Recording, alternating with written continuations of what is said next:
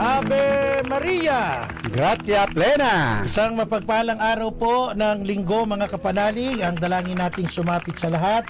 Samahan po ninyo kami sa mga sandali ng pag-aaral sa salita ng Diyos at pagtatanggol sa ating pananampalatayang Katoliko. Ito po si Brother Marco, si Evangelista. Ipagpatuloy po nating pag-aralan, isabuhay at ipagtanggol ang ating pananampalataya. Isang mapagpalang araw po ng linggo. Ito po si Tatang Larry Lamco Malyari. Amen. At ngayon po mga kapanalig ay ating ipinagdiriwang ang isang natatanging selebrasyon sa ating Santa Iglesia, Solemnity of Christ the King.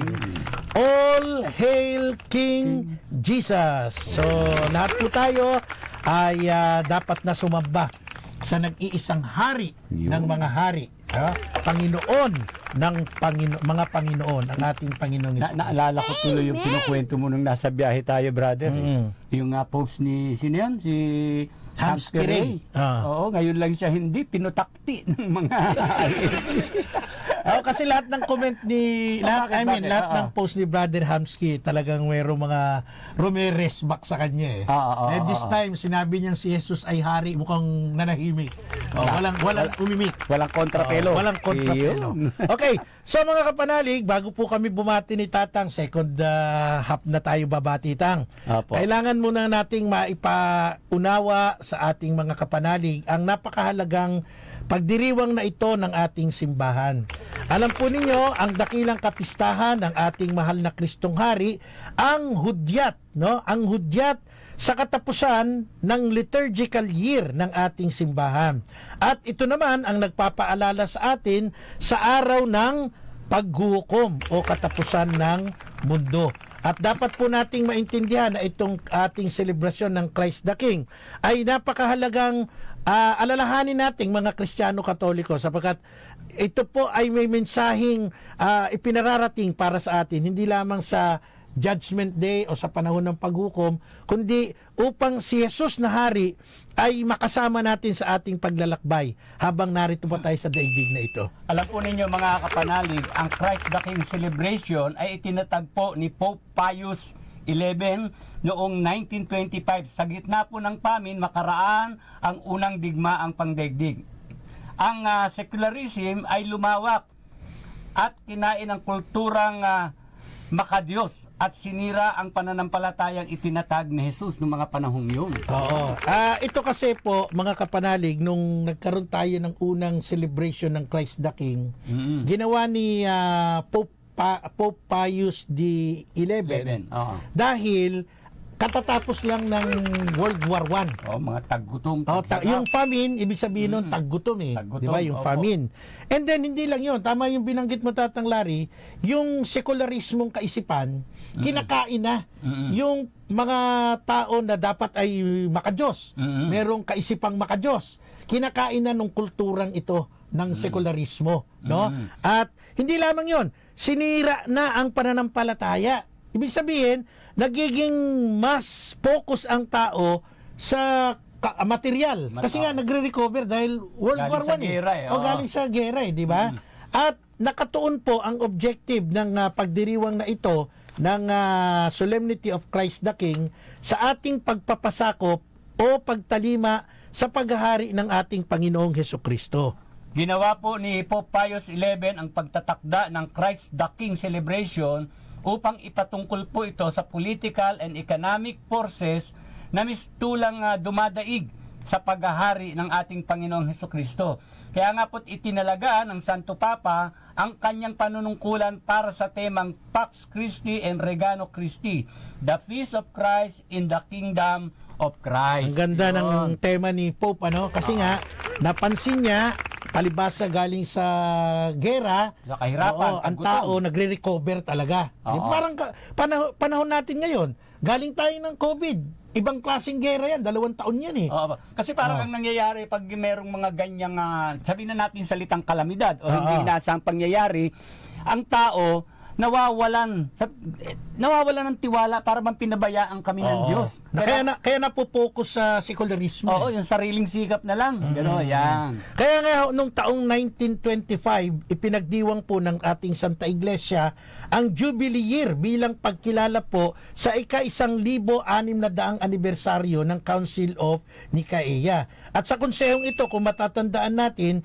higit na pinagtibay naman ng Council Fathers noong 325 AD. Kailan lang? May napapansin ka ba sa mga figure ng taon? Sanay po ako sa 4 digit eh. Hindi ko na So, nabanggit noong 325 AD, kung matatandaan natin, no, ay diniklara ng Council Fathers yung full divinity ng ating Panginoong Jesucristo. At ang deklarasyong ito ay naging creed natin o yung credo, no, na binabanggit, pinapalawak natin. Hanggang ngayon ay tinatawag natin itong Nicene Creed na binabanggit natin tuwing araw ng linggo, tuwing tayo ay nagsisimba. Yan ang history from 325 to 1925, ngayon ay 2023, patuloy pa rin, di ba? At bilang bahagi po ng ating pinag-uusapan, sa buong panahon po ng Jubileo, ang paghahari po ni Kristo ay binigyang diin ni Pope Pius XI. Alinsunod na rin po sa credo, His kingdom will have no end. Ayan yung binabanggit natin sa yung sumasampalataya, yung credo, di Kanyang ba? kaharian ay walang katapusan, walang hanggan. Yes. At noong December 11, 1925, babanggitin ko yung taon, sa layuning higit na kilalanin ng paghahari ng ating Panginoong Jesucristo over all men, nations at earthly allegiances, naglabas po si Pope Pius XI ng isang encyclical, yung palibot-liham, no? Na tinawag niyang Quas Primas, kung saan ay nagtatakda po ng kapistahan ni Kristong Hari, taon-taon tatanglari mula noon hanggang ay ngayon. isi-celebrate sa liturgical calendar ng ating Santa Iglesia Katolika. Oo. 1969 rather, si Pope Paul VI, sa layunin na higit pang mapalawak ang selebrasyon. Ito nga po yung Christ the King, Brother Marco. Binago niya ang katawagan ng selebrasyon bilang Domini Nostre Jesu Christi Universorum Regis. Ayan. Our Lord Jesus Christ, King of all. Maging ang araw ng paggunita o pagdiriwang ay inilagay sa huling linggo ng liturgical year mula sa unang kapistahan na ginagawa rin tuwing linggo ng buwan ng Oktubre. So nung unang panahon po, nung diniklara ito, 1925, ang celebration ay ginagawa ng last Sunday of October, Opo. bago dumating yung All Saints Day. Opo. At nito nga po 1969, si Pope Paul VI, ito yung unang Santo Papa na dumalaw sa Pilipinas. Yes, opo. Binago niya kasi ang intention niya ay higit na mapalawak pa, no? Kaya pati yung title Domini Nostri Jesu Christi Universorum Regis ay binago din, no? At ang ibig sabihin nga, Our Lord Jesus Christ, King of all. At ito ay ginawa ngayon. Last week of November, bago tayo sumapit sa Adbyento. Yung pagpasok na ng Kapaskuhan yan pagpasok ng Kapaskuhan. At kung saan sa mga pagdalo natin ng misa ay maririnig natin ang ebanghelyo na hinango naman po sa Gospel of St. Matthew chapter 25 verse 31 to 46. At dito ay napaka-importante ng tagubilin sa atin ng hari. Ang sabi niya diyan, whatever you do to the least among men, you do unto me. Kaya pag binasa natin po itong gospel natin ngayong linggo, no, ng Christ the King, hinangon po sa Mateo 25, 31-46, meron po tayong tinuturo dyan ng simbahan. Nahango mismo sa sinabi ng Panginoon. Opo. At ito nga po, mga kapanalig, ay ang tinatawag na corporal works of mercy. Tatanglari, pakibanggit mo nga kung ano-ano po itong mga corporal works of mercy na itinuturo din ng Santa Iglesia Katolika. Una po, yung tinatawag na feed the hungry o yung pagpapakain sa mga nagugutom, pagpapainom sa mga nauuhaw, pagpaparamit o pagdadamit, pagbibigay damit sa mga hubad, pagbibigay tahanan sa walang tahanan, ang pagbisita sa mga nakakulong, at ang paglilibing ng mga yumauna. Yan. So yun po yung tinatawag natin sa simbahan, the corporal works of mercy. At pag binasa natin yung gospel, yun yung sinabi ng Panginoon Ako ba'y pinakain ninyo nung ako'y nagutom? Ako ba'y binihisan ninyo? Ako ba'y dinalaw nyo nung nabilanggo? Ako ba'y dinalaw nyo nung may sakit? Lahat po iyan ay ibinibigyan ng emphasis ng gospel natin ngayon sa celebration ng Christ the King. Ito ano to parang hindi parang ito yung naglalarawan ng being charitable to others, di ba? Opo. Kaya nga sabi diyan yung gagawin mo anumang gawin mong pinakamaliit sa pinakamaliit brother ay sa akin mo ginagawa. At ang nagsalita niyan ang Kristong Hari. Yes, opo. At ito po ang very significant diyan. Sabi niya pagdating ng araw sa final judgment, Opo. pagdating ng araw, yun ang itatanong sa atin. Hindi niya itatanong, Larry Malyari, ilan na ba ang pinatayo mong bahay? Ilan na Sa ba mga ang iyong homeless. sasakyan? Hindi ganun Magkano ba ang iyong savings sa bangko? Hindi ganun ang tanong. Ang tanong, pinakain mo ba ang mga nagugutom? Pinainom mo ba ang mga nauuhaw? Yeah. So lahat yan ay nakapokus sa charity. And aside sa corporal works of mercy, meron tayong tinatawag na the spiritual works of mercy. Ilan yan, Tatang Larry, at ano itong mga ito? Una po, admonish the sinner, instruct the ignorant, counsel the doubtful, comfort the sorrowful, be wrong sa patiently rather, forgive all injuries, pray for the living and the dead. Ayan. So ito po ang tinuturo ng ating simbahan. Magkaiba po yung corporal works of mercy dito sa spiritual works of mercy. Pero pag inanalyze natin, ay halos iisa ito. Opo. At ang tumbok nito ay charity o pag-ibig. Kaya ito ang pinakalayunin ng ating celebration sa linggong ito ng Christ the King. Tayo ay umibig, manampalataya at gumawa. Kapanalig, kasama po natin ang ating technical side, no? Si Engineer Clinton Bill Salibio. Clinton Clinton Salibio. Anya pa ba si Engineer Marlon Sanjoy? Siyempre, ang matikas. Ayun, boss, magandang hapon po. Siyempre. At siyempre, ang ating magandang binibini, Binibini. si Miss Cheska Valera, ang ating Thank you PA. very much ulit. Salamat sa inyo.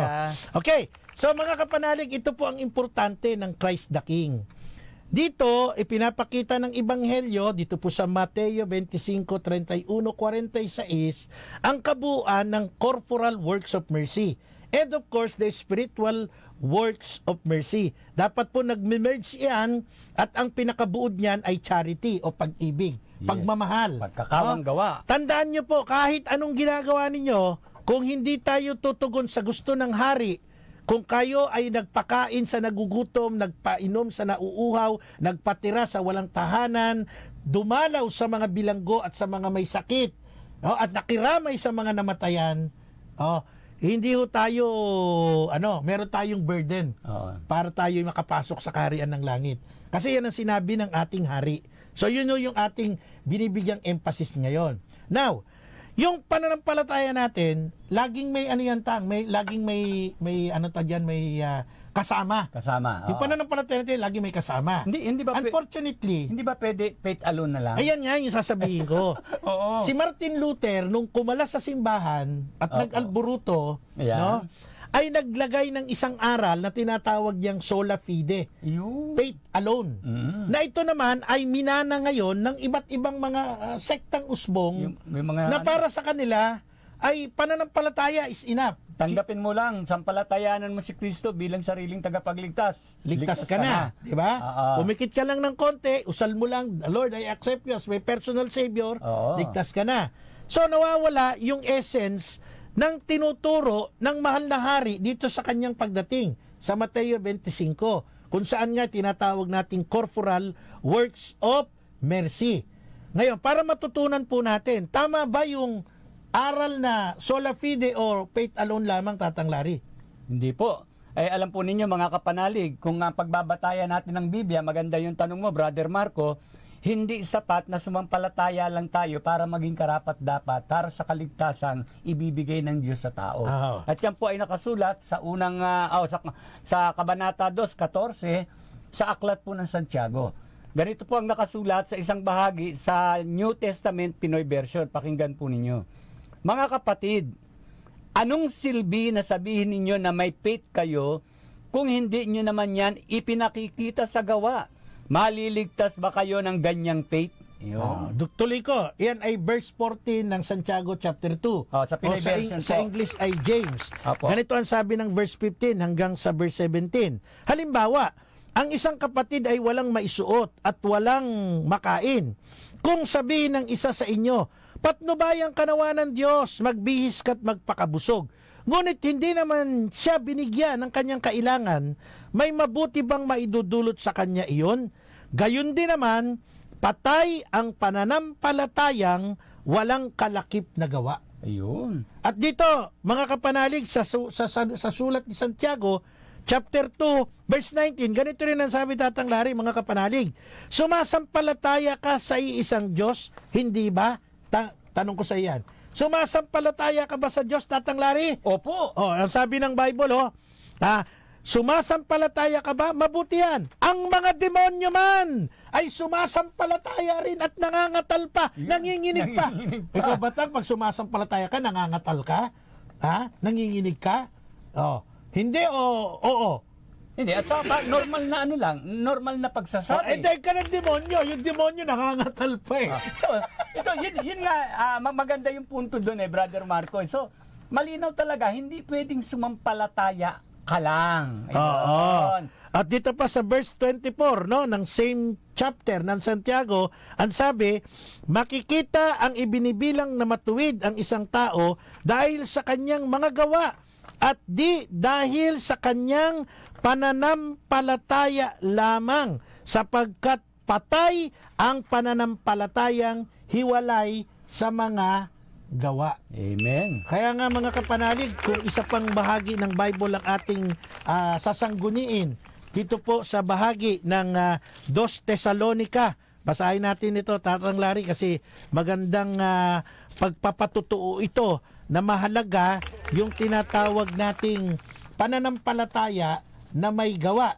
Sa 2 Tesalonica, 2 Tesalonica chapter 1 verse 11, ganito ang ating mababasa. Pakibasa mo ito, Tatang Larry, sa verse 11 nitong 2 Tesalonica chapter 1 verse 11. Nasaan yung 11? Sapagkat hindi nila tinanggap ang katotohanan. Ipinaubaya ng Diyos na sila'y malinlang ng espiritu ng kamalian at papaniwalain sa kasinungalingan upang maparusahan ang lahat ng pumili sa kasamaan sa halip na tumanggap ng katotohanan. So ayan po mga kapanalig yung sinasabi. Kapag hindi natin tinanggap yung katotohanan at tayo inadaya, ano mangyayari sa atin? Tayo po ay mapapahamak. Di ba? Kaya nakalulungkot po na ang ating pananampalataya, kung di natin lalaki pa ng gawa, masusunog din tayo. So, yung mga nagtuturo pala, pinapaniwala ka sa maling pamamaraan. Opo. Yeah. Di ba? So, importante na, dito, Tatang Larry, yung ating pananampalataya ay magkaroon ng, magkaroon ng kalakip na gawa. Ito ngayon, may banat diyan ang mga, naniniwala dun sa sola fide. Yung sa tinatawag nilang faith alone. Ano ang banat nila diyan? Kasi tayo dito, putak tayo ng putak dalawa dito. Kaya kailangan tayo ay meron tayong gawa sa ating pananampalataya. Ito ngayon ang ika-counter nila sa atin. Pakibasa natin yan, Tatang Larry, Aklat ng Tito, chapter 3, verse 5. Chapter 3, verse 5, Aklat ng Tito. Tayo'y iniligtas niya. Natamo natin ito hindi dahil sa ating mabubuting gawa, kundi sa kanyang habag sa atin. Patay na tayo dyan. Oo nga. Pala kailangan gumawa, awa lang pala yung kaligtasan. Diba? Kasi wala kang dapat gawin. Kasi nung one time na ako'y nag-lecture sa isang lugar, pinaliwanag ko yung pananampalataya na may gawa. Using Santiago or James chapter 2. At doon, pag binasa mo ng buo yun, makikita mo talaga ang aral doon ni Apostol Santiago. Patay ang pananampalatayang walang gawa. Meron ngayon palang isang participant doon na protestante at nag-oppose. So ang kanyang opposition using this verse sa Aklat ng Tito chapter 3 verse 5. At maliwanag yung binasa mo, Tatang Larry, di ba? Tayo'y iniligtas niya. Naligtas ka, hindi? Naligtas. Tayo yung iniligtas niya. Ah. Okay, ito ang sumunod na salita.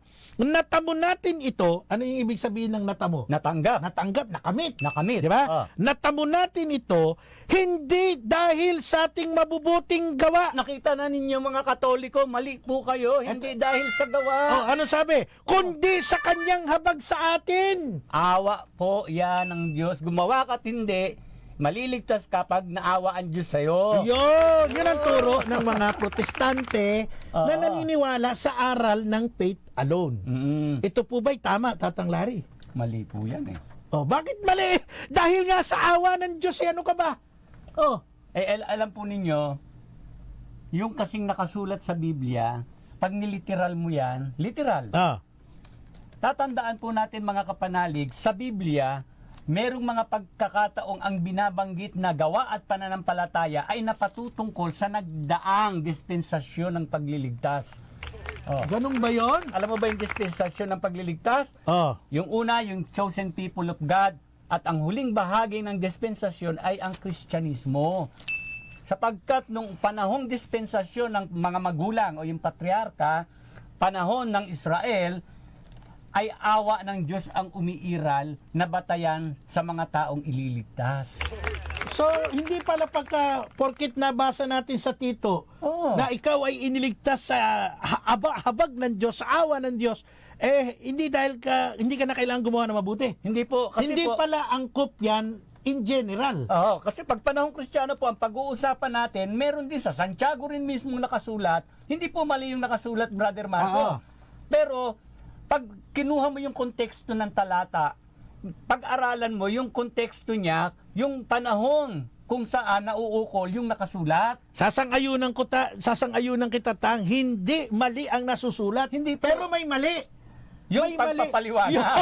yung pag-intindi Yes. nung nagbasa. Hindi pwedeng magkaroon ng kontradiksyon ang mga nakasulat sa Biblia. Bilang patunay po dito sa sinasabi natin, Tatang Larry, Oo.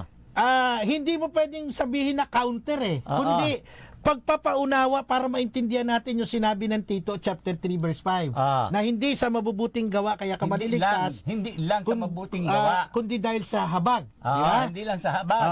Kasi po dito sa 2 Corinto chapter 5 verse 10, maliwanag po ang nakasulat, sapagkat bawat isa ay haharap sa hukuman ni Kristo upang tumanggap ng kaukulang ganti sa kanyang ginawa, mabuti man o masama, nang siya'y nabubuhay pa sa daigdig na ito. Yan. Patay tayo dyan. Ay, kung makikita mo yan, pag ginawa mo yung konteksto niyan, yan yung katapusang bahagi ng dispensasyon o Kristyanismo. Oh. Yung pagharap na.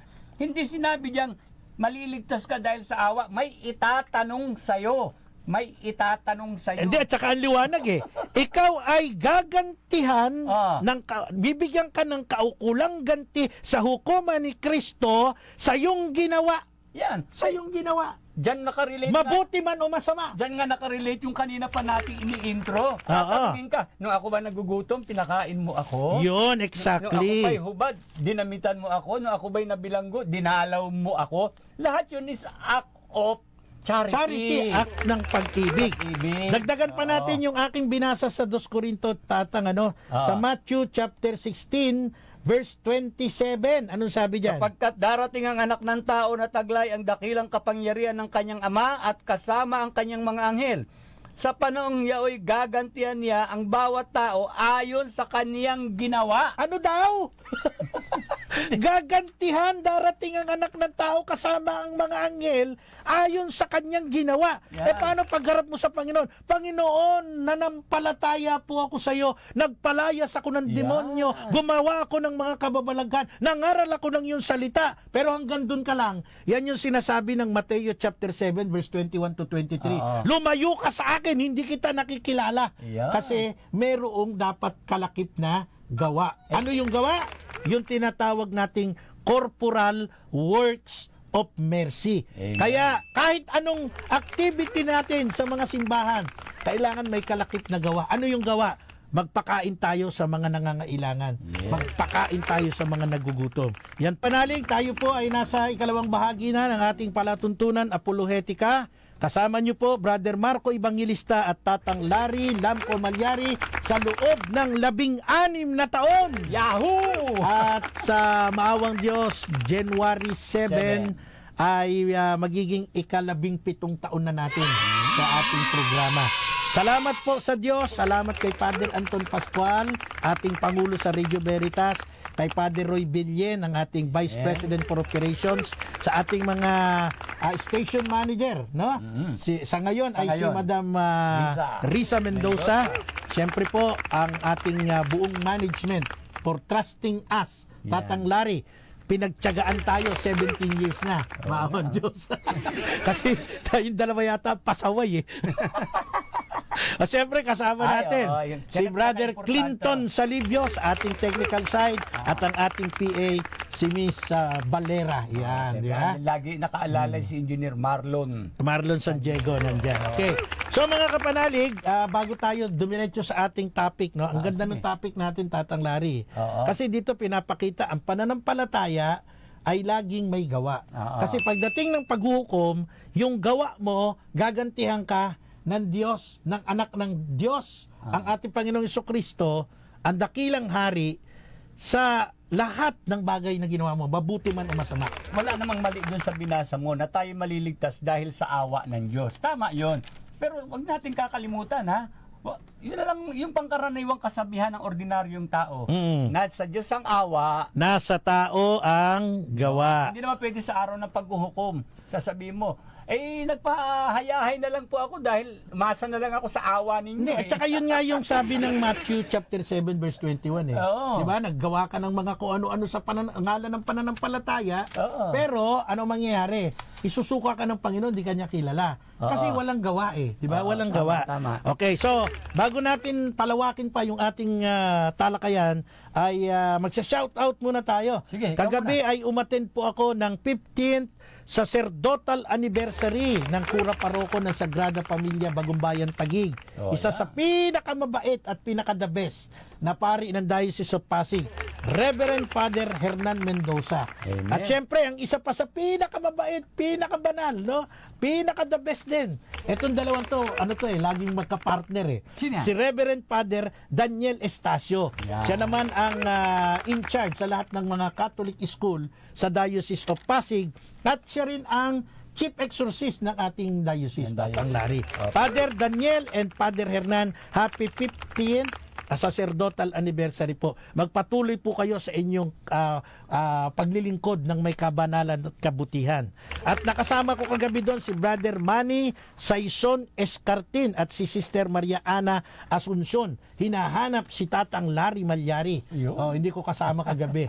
Siyempre si Commissioner Raul Aquino hinahanap ka rin. Raul, at saka si Kapitan Dingdong Santos. Ayan. At i-announce ko lang din po yung ating mga gagawing Advent Recollection. December 1, meron po tayong Advent Recollection ng inyong lingkod sa San Nicolas de Tolentino, dyan po sa parokya ni Reverend Father Dan Derek Emboscado sa Gapan, Nueva Ecija. December 2, sa National Shrine of Divina Pastora and Parish of Three Kings. Salamat po sa imbitasyon, Reverend Father Aldrin Domingo, ang rektor at kura paroko. December 9, tayo po ay nasa Immaculate Conception ng Nueva Vizcaya. Salamat po kay Reverend Father Dennis Augusto Cassia de Leon. At sa December 13, nariyan po ako sa Diocesan Shrine and Parish of St. Nicholas of Tolentine, Maribeles, Bataan, sa paanyaya po ni Reverend Father Regine Tenorio. Thank you very much po, Father Regine Tenorio. Pari na arkitekto pa. Siya ang arkitekto nung hindi siya, parang may hinahanap siya arkitekto na successful na. Hinahanap niya magiging pari pa pala. Father Regine Tenorio. At bago tayo magpatuloy, Brother Marco, no, nais ko lang pong ipanawagan o ipaalam sa mga lahat ng nag-aral po sa Zamora Elementary School sa Pandacan, Manila. This coming December 16 po, from 8 a.m. onward, magkakaroon po tayo ng grand reunion. Lahat ng nag-aral Ibig sabihin, regardless kung anong year. Yes, opo, kasi po 100-year centennial anniversary po Centennial ng na, Zamora centennial, Elementary School. So tinatawagan natin especially yung Bat 74. Nalaman tuloy 74 ako. Ibig sabihin, 1974, graduate ka na ng high school, tang? Elementary. Elementary lang ba? Pero sayang umuo dapat ako. Lalo ko tumanda Elementary naman. Elementary. Bat 74 yan. So reunion, maganda yan, masaya yan. Kaya pala nagpaputi ka ng buhok, ay nagpaitim. At siyempre, thank you nga pala, Brother Marco, sa this coming December 9 kay Father Sed sa St. Francis of Assisi. Dadya si Tatang Larry. Sige. Sa Peñaranda yan. Opo. At saka siyempre, advance happy birthday na, December 8 kay Kernel na, Major Carmelo Cortez. No? Inimbitahan ako sa isang hotel, kaso meron tayong recollection ako Okay. Sayang. At siyempre, thank you po doon sa ating kumparing Dr. Amos Consihal, Caranza. Ng Baras Nevesia sa invitation Baras sa atin. Nevesia, Catanduanes. Baras Catanduanes. Baras Nevesia pinag-uusapan. Nag-invite sa atin last Tuesday, tama? Last Tuesday with Colonel Agapito Pilaes. And ang attorney.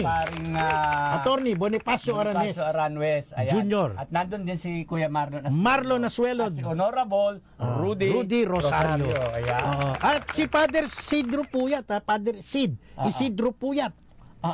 Ay nag-iimbita rin diyan sa Bungabon, parokya ni St. Francis of Assisi din.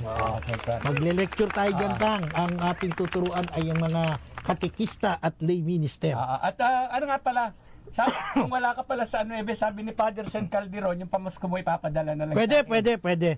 Pwede bang isobre na lang? Mahirap pag magbitbit ka ng mga gulay. Gusto mo buhay na manok? Pero maraming salamat, napaka-generous. At saka kay ano pala, siyempre, ang isa sa pinakamabait ding pari ng Diocese of Cabanatuan, si Reverend Father Robert de la Cruz. At si Juby Zamora, yung kanyang sekretary. Diyan sa San Roque. At salamat po kay Bishop Ronnie Bangkod. Nagpadala ng mensahe sa akin kanina para sa Christ the King. Salamat po, Bishop Ronnie. At siyempre si Bishop Elmer Mangalinaw ng Nueva Vizcaya. Shout out sa pinsan ko sa Amerika. Happy Thanksgiving sa kanilang lahat. Si pinsan Bong Evangelista nandyan sa USA. At saka si Brother Jomel Malyari Otara. Teka muna, Tang. Batiin ko muna dito sa ating programa sa Radio Veritas mismo, napapakinggan, napapanood tayo, si Sister Marcia Banag. Mabuhay po kayo, Sister Marcia Banag. Si Sister Liz Villa Garcia Jose na nakikinig sa atin. Si Brother Art Octubre. At syempre si Sister Enyang Portagana Abiles. Ayan, nakikinig sa atin sa Radio Veritas. Ang ating mga kaibigan, Tsug J.R. Mutok, Kaligay Reyes, Aldrin Salubre, shout out po. At kay Brother Art Octubre, nandyan sa North Caloocan, Diocese of Novaliches, former aspirant ng CSD. Maraming mga nanonood at nakikinig sa atin. May mga nagtatanong, bakit ako wala sa aking Facebook Live? Hindi, naano ako ng Meta kasi meron akong pinost na medyo hindi suitable for the sa kanilang standard. Hindi ko naman alam na bawal yon. Ang sabi ko nga, ipanalangin itong taong ito, ano pala sa kanila yon, medyo restricted. Yung mga ganon. Pero linawin natin, hindi po triple X yung hindi dapat mapanood ng yung bata. merong magsusuicide. Ngayon, ang nilagay kong caption ay ipagdasal natin ang taong ito at ang kanyang pamilya para maka-overcome dun sa pagtrahedya. Nung na-post ko, in a split seconds, lumabas, bawal daw yun. Actually, kaya hindi ako pwedeng mag-Facebook Live. Ni-review yun. Kaya lang, hindi Pilipino yung nag-review. Hindi naintindihan yung sinabi ko. Pagkaintindi nila, mabuti nga. Which is not good. Kung gano'n. Shout out po kay Engineer Alan Villar at kay Engineer Ferdinand Lopez, nandyan sa Amerika at nandyan sa Australia. At syempre, salamat din po ng marami kay Sister Purisima Arsiaga at kay Sister Tita Arsiaga, nandiyan naman sa Italy na sumusuporta sa ating mga apostolate, at ang ating minamahal Kapitana Evelyn Tan Arago, ang hepe ng Barangay Affairs Office dyan po sa Taguig City, sa kanyang pagbibigay ng 2 kamay para patuloy na tumulong sa ating misyon dito po sa programa Apologetica ng Radio Veritas. At bago tayo magpatuloy, thank you for listening kay Brother Ed at kay Sister Pina de Guzman o Pandacan, Manila. Nanonood sila kay Brother Erwin at kay Sister Evelyn Castelo ng Muntinlupa. And of course kay Brother Rex Balisa. Naalala mo si Rex, yung Tagalog salamat. Bible. Ayan. Si Pastor. Yes. Salamat din kay Brother Arnel Borromeo at kanyang pamilya. Maraming salamat. Okay, tuloy na natin sa gawa. Okay. Alam mo yung binanggit ko, si Kapitana Evelyn Arago at saka si Sister Purisima, Sister Tita Arsiaga, no? Marami pa. Ito yung may pananampalatayang may gawa. Kasi hindi lang sila nakikinig sa ating apostolado. Tumutulong talaga sila para ma-propagate yung ating apostolate, yung ating mission. Siyempre, si Brother, yung aking idol, may-ari ng Beef Deli, si Brother Raymond Hernandez. Ayan. Si Chonggo. Go. Chonggo. Okay. Ayan ang mga may pananampalataya, merong gawa. Okay, marami pa yan. Pero tandaan nyo po, yung ginamit natin kaninang reference ng mga protestante, yung aklat ng Tito, chapter 3, verse 5, sumampalataya tayo, no? Ay rather, tayo ay hindi maliligtas sa ating gawa, kundi sa habag ng Diyos. Habag ng Diyos. Contrary, dun sa mga binanggit natin sa 2 Corinto chapter 5 verse 10, natatanggap tayo ng ganti sa ating ginawa, mabuti man o masama. Ganon din ang sinabi ng Matthew chapter 16 verse 27. Darating ang anak ng tao, gagantihan tayo ayon sa ating mga gawa. Dito po sa aklat ng Roma chapter 2 verse 6, pakibasa mo nga ito, Tatang Larry. Roma chapter 2 verse 6, anong sabi diyan? Sapagkat siya ang gaganti sa lahat ng tao ayon sa kanilang gawa. Maiksi lang itong talatang ito, pero ang liwanag po ng sinabi. Sapagkat siya, ang Diyos, ang gaganti sa lahat ng tao ayon sa kanilang gawa. Sapagkat dito, nalilinaw natin ang kaligtasan ng tao hindi lang nakadepende sa awa ng Diyos at sa pananampalataya mo lang. Yon. Kaya nga dapat po nating tingnan ang mga binabasa natin always on two sides. Hindi pwedeng one-sided ka lang eh. Di ba? Ay, tayo ililigtas ayon sa habag ng Diyos sa atin. Hindi ka na gumawa. Paano ngayon pagdating ng araw, tatanungin ng Panginoon, ikaw ba'y tumulong sa mahihirap, nagpakain sa mga nagugutom, nagbigay ng damit sa mga walang damit, nagpatira sa mga dayuhan, dumalaw sa mga bilanggo at sa mga may sakit? Nga. Paano ngayon yun? Isusuka ka ng Diyos. Kaya nga dapat linawin natin, bigyan diin natin eh.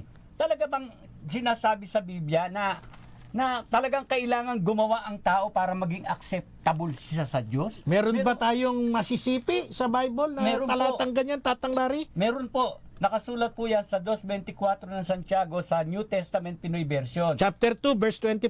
Opo. Nakikita nyo ngayon na nagiging acceptable tayo sa Diyos dahil sa ginawa natin at hindi lang dahil sa faith natin. Ulitin ko tanga. Dahil sa ginagawa natin at hindi dahil sa faith natin.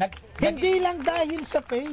Nagiging acceptable tayo, hindi puro faith. Kaya kailangan magkasama yan. Opo. Nagkakamali lang po ng interpretasyon pagka tumingin tayo sa isang side ng coin. Pag sinabi nating maliligtas ka kasi ang habag ng Diyos nariyan, hindi natin yun ino-oppose. Pero lakipan mo ng gawa. Yes. Sapagkat patay ang pananampalatayang walang kalakip na gawa. Lagi pong magkatandem yan. Kung si Tatang Larry ay may tandem na Marco Evangelista, si Marco Evangelista, si Tatang Larry Malyari, ganun ang pananampalataya at gawa. Lagi pong magkasama. Ave Maria! Gracia plena! Ay, nako, all hail King Jesus! Solemnity of Christ the King. Sunday po, mga kapanalig. So, ito mga kapanalig, nais lang po nating idiin sa inyong lahat na hindi tayo nag-o-oppose doon sa maliligtas tayo sa habag ng Diyos sa atin. Itinutuwid lang natin kasi pag naiwan tayo doon, pagdating ng paghuhukom, manganganga tayo kasi wala tayong mabuting bunga. Kaya nga po sabi ng Mateo chapter 12 verse 33, ipalagay ninyong mabuti ang punong kahoy kung mabuti ang bunga nito, at ipalagay naman ninyong masama ang punong kahoy kung masama ang bunga nito, sapagkat sa bunga nakikilala ang puno. Ang pagiging Kristiyano po natin, mga kapanalig, ay hindi lamang makikita according dun sa pinapakita nating faith. Opo. Ang ating pagiging Kristiyano ay maipapakita po natin sa pamamagitan din ng ating mga bunga. At ano yung bunga na ito? Well, of course, ang bunga po ay ang mga mabubuting gawa na nais nating bigyang diin na kailangang mayroong nakikita sa atin. Tang pakibasa mo pa itong isang bahagi sa Lucas chapter 6 verse 43 to 44. 44. Ayan, yan. 43 to 44. Walang mabuting punong kahoy na namumunga ng masama at walang masamang punong kahoy na namumunga ng mabuti. Nakikilala ang bawat punong kahoy sa pamamagitan ng kanyang bunga, sapagkat hindi makapipitas ng igos sa puno ng aroma at di rin nakapuputi ng ubas sa puno ng dawag. Yan. Ang mabuting tao ay nakapagdudulot ng mabuti sapagkat tigib ang kabutihan ng kanyang puso. Ang masamang tao ay nakapagdudulot ng masama sapagkat puno ng kasamaan ng kanyang puso, sapagkat kung ano ang bukang bibig, siyang laman ng dibdib. Nakita mo na? Pag mabuting tao ka, kung ikaw ay Kristiyano, makikita yung bunga sa iyo. Ano yung bunga? Yun nga pong binabanggit natin sa turo ng Santa Iglesia Katolika, yung ating corporal works of mercy. At meron pa tayo yung spiritual works of mercy. Kukunin ko lamang dito yung huling bahagi. Pray for the living and the dead.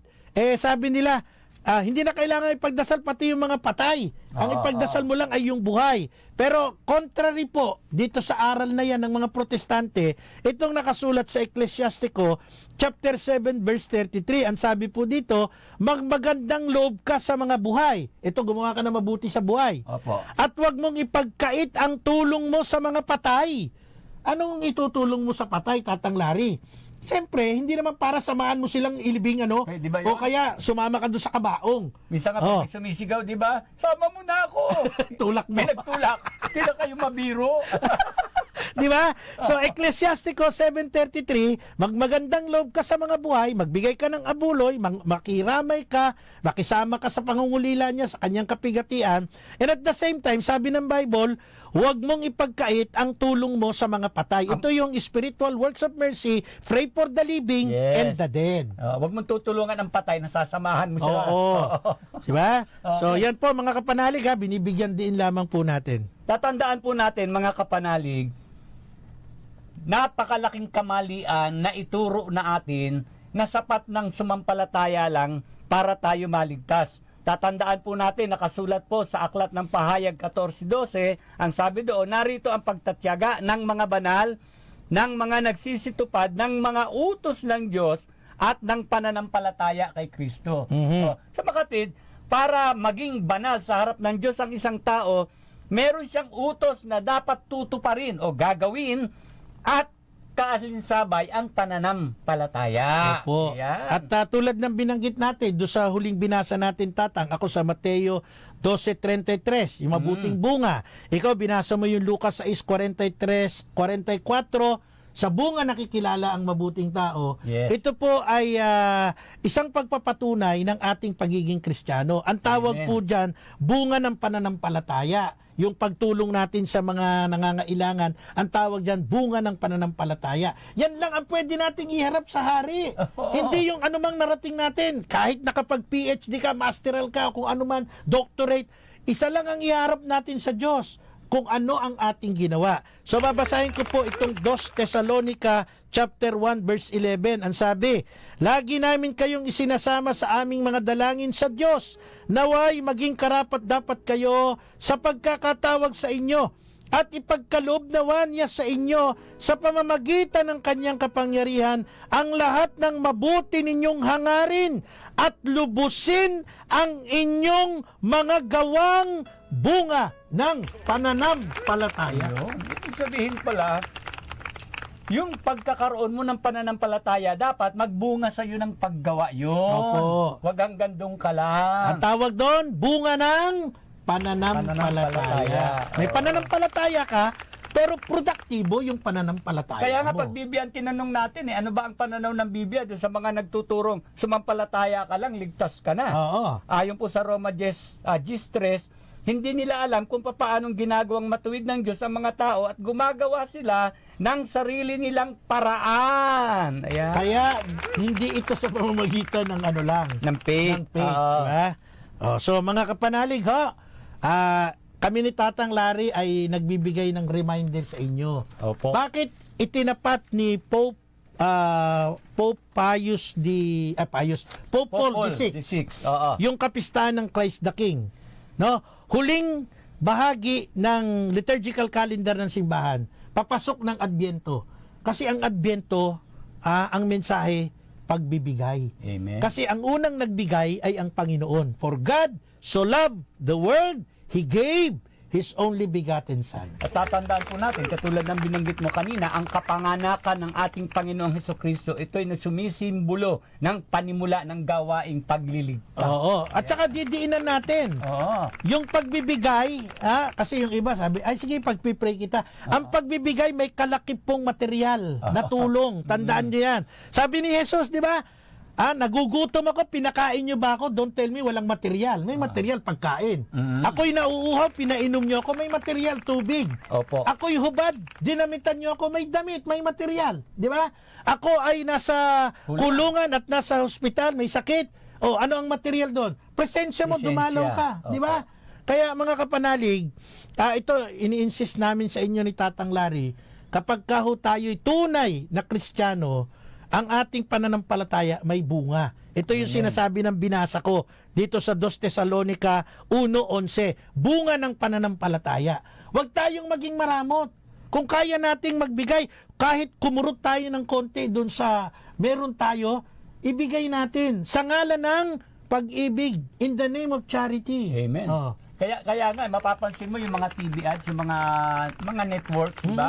Ang Pasko ay pagbibigayan. Doon sa isang channel, ang Pasko ay pag-ibig. Hoy, sa Taguig City, ha? Ayan. Shout out kay Mayor Lani Cayetano. Ano ang Pasko sa Ang Taguig? Pasko sa Taguig ay pag-ibig. Oh, di ba? Nakatanggap na ako ang aga. Siyempre, una ka, senior citizen eh. Dami sasabihin, natatapos na po. Hindi, kasi maganda sa Taguig. Hindi, ang ganda talaga. Para alam nyo, Thank you very much. pareho kaming taga-Taguig ni Tatang eh. Pagka senior citizen sa Taguig, may pamaskong handog ang City Hall. Courtesy of Mayor Lani Cayetano and the Council. Siyempre, nandyan din si Congressman Ading Cruz, Congressman Pami Zamora, no? Si Senador Alan Cayetano, Attorney Administrator Montales. Ayan. Senadora Pia pa dyan. Ayan. Ang senior citizen sa amin, hindi na lumalabas ng bahay. Dala-dala na yung bigas at saka mga goods. Ang aga ng Ihatid bigay. ng mga member ng Barangay Affairs Office at saka yung social worker. Yung mga enumerator nila. Enumerator. Dalawa yan eh. Nagme-merge. Galing. Di ba? Andyan ang poso, andyan ang traffic management. Tulong-tulong para maibigay ng maayos. Alam mo kung bakit? Bakit? Ha? Matagal na kaming ganito sa Taguig. Yun. no? Ang Pasko sa Taguig ay pag-ibig. Mayor Lani Cayetano, I love you. Baka wala ka regalo kay Mayor. Baka akala nila binibigyan lang yung senior. Hindi po. Ito po'y para sa lahat. Oo. Special lang yung sa senior. Hindi na siya para pumila pa. Para dito lumabas ng bahay. Lumabas ng bahay. Shout out, Brother Amor Mantele. Yan, magandang hapon po sa iyo. At kay Honorable Angel Ocampo. Napakagaling na. Knights of Columbus. Ikaw tagabasa ko. Malabong mata kong... Hindi, nabasa ko na lahat yan. Nabasa mo na? Ayan daw. Ayan. Sino yan? Rafael Tricia, magandang hapon. Happy Fiesta. Ang minamahal ni Tatang, Sister Virginia Macaraeg. Yan. Ng Las Piñas. Ayan. Sige. John Bobis. Art October, basa ko dito. Peo Gerald. Ba't ko inalis? Ay, sorry. Karen De Los Santos ng Bungabon. Mabuhay ka. Okay. Okay, so mga kapanalig, ulitin po natin. Samantalahin natin ang pagkakataon. Kung kaya natin, if we are capable to give, extend po natin ang ating Kristiyanong kamay. At ang tawag po dito ng Bible, no? Pwede nyo hong basahin sa bahay. Tingnan ninyo yung 2 Thessalonians chapter 1 verse 11. Ito ay bunga ng pananampalataya. Di ba? Pagdating ng araw, tandaan nyo yan, ang itatanong sa inyo ng hari ay kung ano ang ginawa natin. Ngayon, kung may ginawa ka, mabuti man o masama, diyan papasok yung habag ng Diyos. Yeah, di ba? Kasi kahit gumawa ka ng gumawa ng mabuti, pero mali ang paraan, katulad ni Robin Hood. Yan. O gumawa ng mabuti, pero galing sa nakaw, ano patutunguhan? Wala rin, sayang na. Sayang. Doon papasok ang habag ng Diyos. May tawag din, konsiderasyon. Oo, papasok ang habag ng Diyos. Kaya, mga kapanalig, ito pong araw ng darating na Adbyento, Pasko. Maglaan tayo ng sarili natin. Hindi lang sa mga kamag-anak natin. Kahit sa labas ng pamilya natin, maliit na paraan, tumulong po tayo. Yung mga kumakatok sa bintana, yung mga bata. Kahit kaya lang sabi ng gobyerno, bawal yon kasi lalong matotolerate yung kanilang pagpunta sa mga kalsada, mapanganib. Para So, mabuti pa, tumulong tayo dun sa mga institusyon na lihitimo katulad ng Caritas Manila. Di ba? O tumulong kayo sa amin ni Tatang Larry sa ating programang Apologetica. Kasi hindi lang naman po kami dito sa booth naka-stay. Lumalabas din po kami. At pag lumalabas kami, kailangan mo rin ng pangangailangan panggasolina, pamasahe, di ba? Pangkain sa daan. Siyempre, magdadamit din si Tatang. Nakita niyo yung damit namin, paulit-ulit na lang. Uniform may tawag. Hindi, nagkakaroon kami ng uniform. Tuwing ano ng anniversary ng Veritas, may libre. At saka, Pasko yata, no? Christmas party, binibigyan tayo, di ba? Tsaka yung anchors meeting, 3 beses naman sa isang taon. Para maawa sila, Cheska, magbigay sila ng regalo sa amin ni Tatang. Ay, welcome home sa aking kaibigan, si Brother Bonifacio Panganiban. Dumating na dito sa Pilipinas. At syempre, ganun din kay Sister Purisima Arsiaga, darating sa December 11. Ayan, mula sa Italy. Baka makalimutan ko. Thank you very much, paring Efren Socorro. Okay, so wala na po kaming nalalabing oras ni Tatang sa ating programa. Salamat sa inyong pagsama sa amin. Sambahin natin si Jesus, ang hari ng mga hari, sa anyo ng Eucharistia. Happy Solemnity po of Christ the King. Ako po, si Brother Marco Evangelista, kasama po si Brother Clinton Salibio. At syempre po, kasama rin natin si Sister Cheska Valera. Thank you very much po sa inyong lahat. Hanggang sa susunod na linggo po, mga kapanalig, pagpalain po tayo ng dakilang lumikha. Ito po si Tatang Larry Lam Kumalyari. At kami po ay laging nagsasabing, sumainyo ang katotohanan. Salamat po. Bye-bye, fans. I love you. Bye-bye.